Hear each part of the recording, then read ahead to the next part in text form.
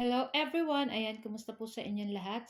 Kung nasan man po kayo ngayon, ayan, ingat-ingat po, lalo na po at meron tayong bagyo. Ayan, so sa mga friends natin dyan, ayan, sa ating mga followers na medyo madadaanan po ng bagyo, ayan, stay safe po.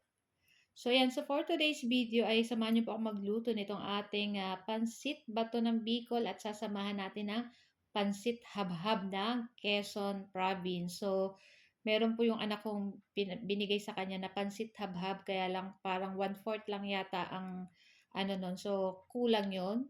Siyempre marami po kaming kakain, kaya ah, sinamahan na rin natin ng ating pansit bato ng Bicol.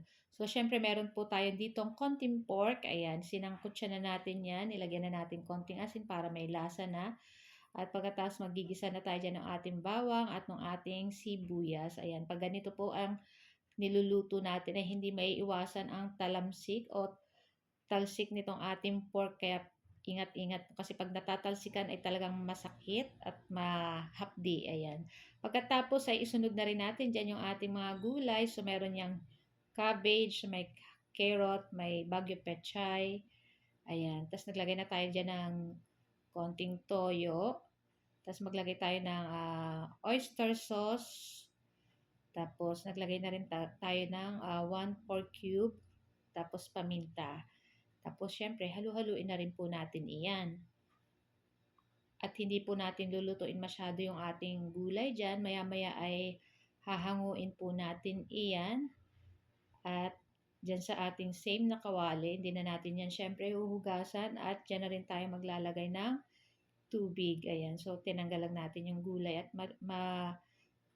baka maluto masyado pag hindi natin tinanggal dyan. So, naglagay na tayong tubig. Naglagay ulit tayo ng soy sauce or toyo, paminta, oyster sauce, at pag kulong-kulo na yung tubig, ay pwede na natin ilagay yung ating pansit bato ng Bicol at isunod na rin natin dyan yung ating pansit habhab ng Quezon Province. Ayan, shout out po sa mga relatives ko dyan sa Tayabas, Quezon. Ayan, lalo na kay Connie Capistrano and sa kanyang husband, kay Alfred, and sa aking mga pamangkin na nandun, and syempre sa mga kapinsanan ko na nandun. Ayan.